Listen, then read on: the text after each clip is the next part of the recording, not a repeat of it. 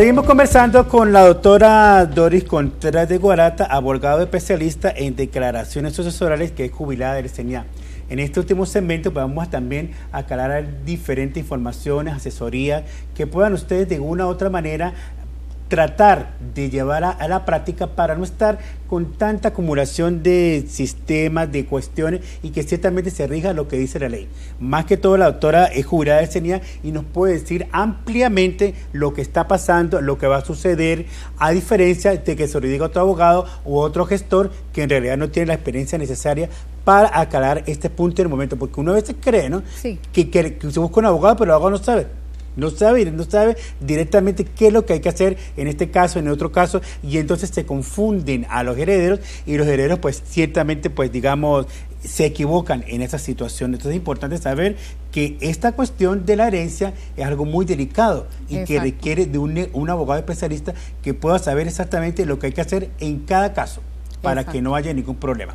Entonces sigamos conversando con la doctora Doris Contreras de Guarata, y entonces decíamos en ese sentido lo que estamos hablando de las concubinas, ¿no? Que ciertamente pues hay una confusión que se puede prestar en relación a ella por, digamos, por el lugar que ocupan. Exacto. Por ejemplo, viven con el señor 40 años, pero resulta que el señor estaba casado con una señora desde hace 40 años y nunca se divorció. Exacto. Entonces, ¿qué solución se le ha dado a eso? ¿Hay alguna vez que heredan las dos a la vez no bueno, heredan? yo ¿no? nunca vi el primer caso así.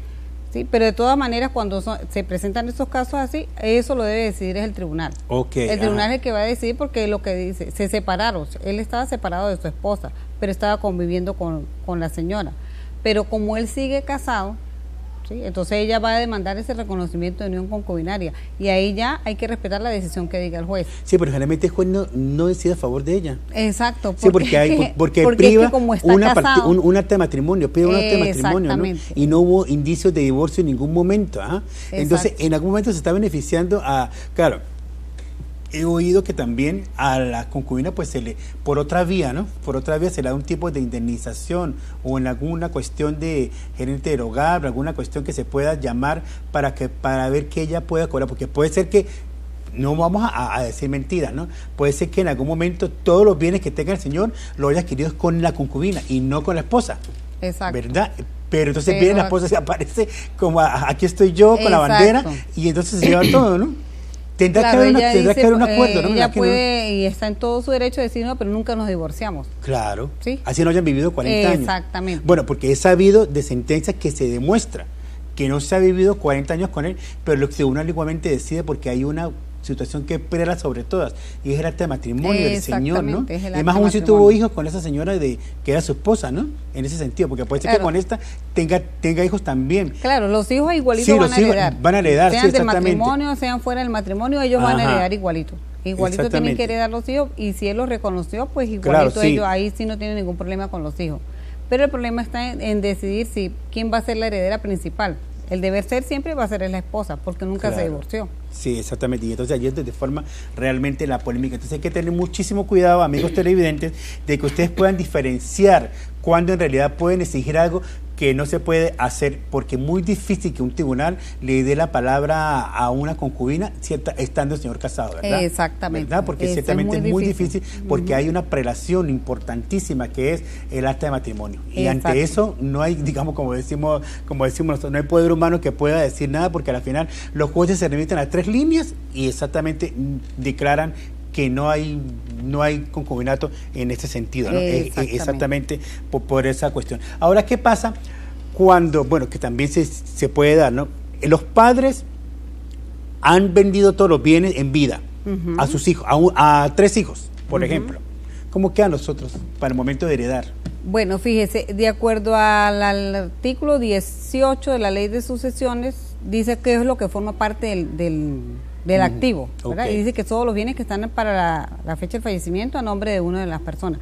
Pero en el caso cuando los padres le hacen venta a los que estén llamados a la ley al orden de suceder, ¿verdad?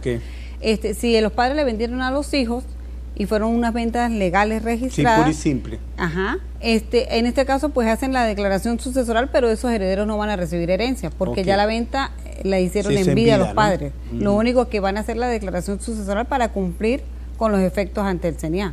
Okay. Pero igualito la solvencia va a salir y esos bienes no se van a repartir en partes iguales, sino que ahí van a demostrar quiénes son los propietarios del inmueble. Okay. Porque eso lo establece de acuerdo a la ley de sucesiones. O sea que esos hijos que quedaron por fuera, por decir algo, no van a heredar nunca nada de esas partes que vendieron. No, porque si fue una venta. O sea que los papás vendieron, vamos a suponer que vendieron todos los bienes que tenían a 3 hijos de 5. Exacto. 3 hijos, ajá. Y es una venta legal, registrada Okay, sí, y todo, simple, no la ajá. pueden impugnar.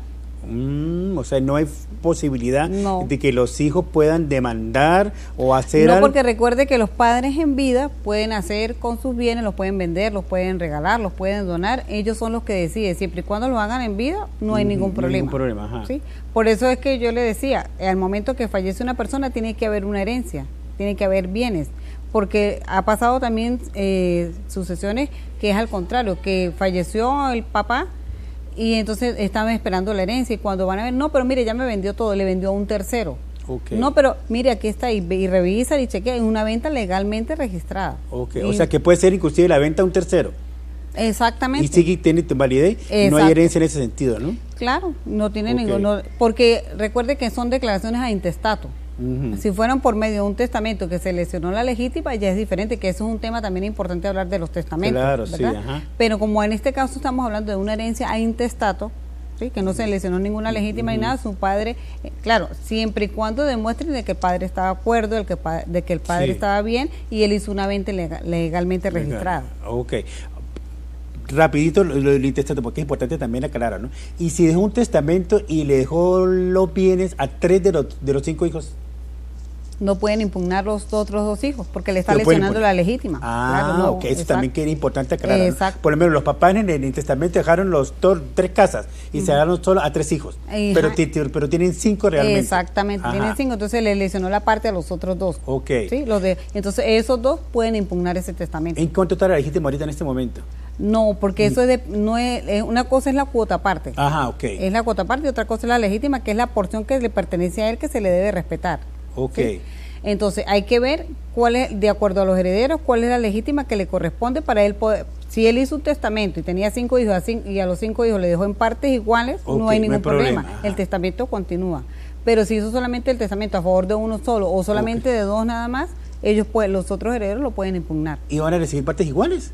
Claro. Ok, exacto. eso es importante. O sea, el testamento él lo puede hacer el testamento porque si, por decir, hay 5 casas, él dice y son 5 hijos, le deja una casa a cada uno. Es igual que fuera una declaración de intestato, pero a veces lo hacen que le hacen el testamento para que se respete más la voluntad de ellos, porque sabe que después que fallece una persona, al momento dicen, no, sí, vamos a hacer así como dice, pero después que fallece una persona vienen los problemas. Claro. ¿Sí? Entonces, pero si hay un testamento, pues se respeta la voluntad de ese papá que dejó ese testamento. Bueno, la casa para Pedro, la otra casa para Juan, para María, y así sucesivamente. Ahí no hay ningún problema porque se respetó la legítima, se le dio así a los 5 en forma general. Si hay testamento hay que tener cuidado si no está lesionando la legítima de nosotros, exactamente, ¿no? Eso es muy importante. Eso es muy importante, ¿no? Ajá. Y pasa, porque una vez si es casado, también, si es casado y le dejó solamente a los 5 hijos y no le dejó a la esposa puede impugnar el testamento también, porque le lesionó la parte de ella.